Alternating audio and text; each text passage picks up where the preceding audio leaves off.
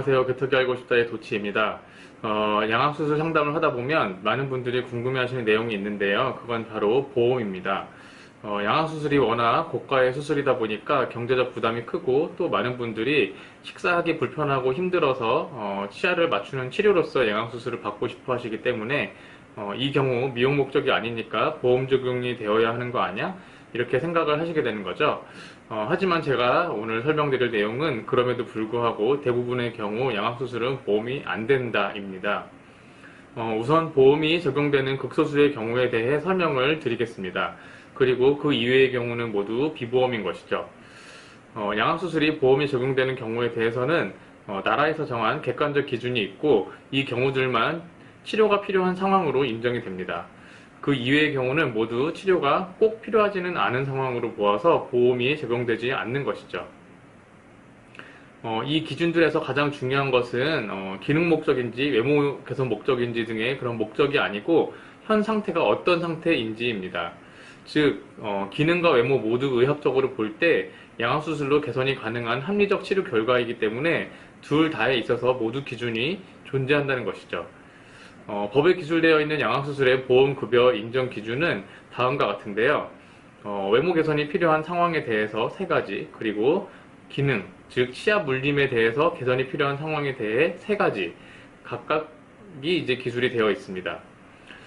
우선 이제 외모에 대한 3가지를 보면요. 모두 극심한 선천적 얼굴 기형이나 심각한 얼굴 외상으로 인해서 외모 개선을 꼭 해주어야지 이제 정상적인 사회생활이 가능한 분들이죠. 그래서 현재 일상생활을 하고는 있지만 턱이 좀 나와 있다든지 비대칭이 좀 있다든지 얼굴이 좀 길다든지 해서 불만이 있는 분들 같은 대부분의 상황은 여기에 해당이 되지 않겠습니다.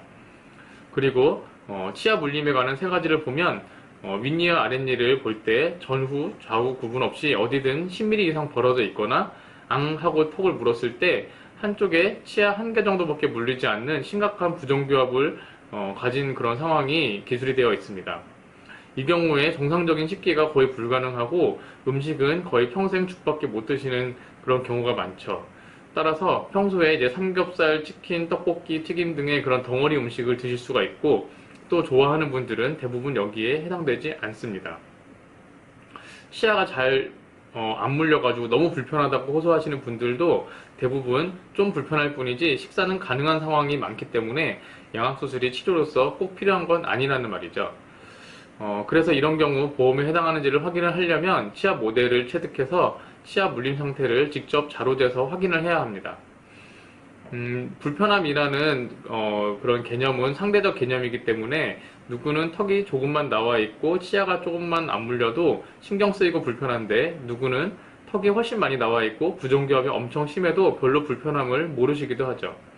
그래서 양악수술이 치료로서 필요한 상황에 대해서는 이렇게 객관적인 상황으로 기술하는 것이 필요한 것이고 이 경우가 아니면 양악수술에서 보험이 적용되지 않습니다. 그리고 이 기준은 뭐 아니면 도라서 적용이 되느냐 마느냐의 문제이지 약간만 적용되고 그런 거는 없습니다. 근데 이제 치아 부분에서 한 가지 중요한 점은 보험 적용 여부를 판단하는 그런 상태는 수술을 위한 치아 교정을 진행하기 이전 상황을 말하는 것이라서 교정 치료를 시작하기 전에 미리 확인이 되어야 하는 부분임을 명심하셔야 합니다. 보통 수술 교정을 진행을 하면 처음보다 이제 위아래 치아 간격이 더 벌어져서 10mm 이상이 되기도 하거든요. 그래서 수술 전 교정을 다 하시고 10mm 이상을 만들어 가지고 오셔가지고 보험 적용해 주세요 하시는 분들이 가끔 계신데요. 이건 분명히 교정 치료 이후이기 때문에 적용이 불가능합니다. 간혹 의사 선생님이 잘 진단서를 써주시면 보험 적용될 수 있지 않나요? 하시는 분들도 계신데 절대 그렇지 않습니다. 전국에서 양악수술이 보험 적용이 되는 사례는 극히 드물고 금액이 크기 때문에 모든 사례에 대해서 건강보험심사평가원에서 검사 자료와 진료 기록을 별도로 점검을 합니다. 그래서 기준에 해당되지 않는데 보험 적용이 된 것이 적발이 되면 의사가 잘못 판단한 것으로 간주하고 어차피 다시 추가 금액을 내셔야 하는 거죠. 따라서 그런 일은 불가능한 것입니다.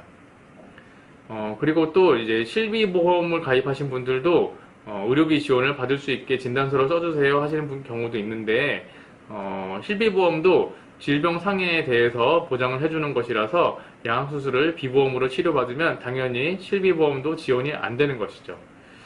이것도 허위로 진단서를 작성을 해드릴 수 없습니다.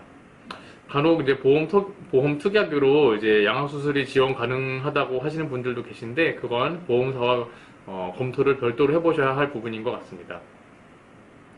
그럼 도대체 양악수술의 비용이 대략 얼마인지도 궁금하시죠? 양악수술의 경우 보험이 적용되지 않으면 아무리 저렴한 병원을 찾아가도 적어도 한 1000에서 1500 정도가 들고, 큰 대학병원의 경우 2000 이상인 경우도 많이 있습니다. 근데 이제 여기에 보험이 적용이 되면 병원마다 차이는 좀 있겠지만 보통 1000을 넘지 않고 700 전후 정도 되는 것으로 알고 있습니다. 그런데 이제 양악수술 자체가 보험이 된다 하더라도 보통 턱끝, 사각턱, 광대수술 등 이제 안면윤곽 수술은 비보험이라서 이걸 병행하게 되면 추가 금액이 있긴 하겠죠. 그리고 또 한 가지 고려할 비용은 바로 교정 비용인데요.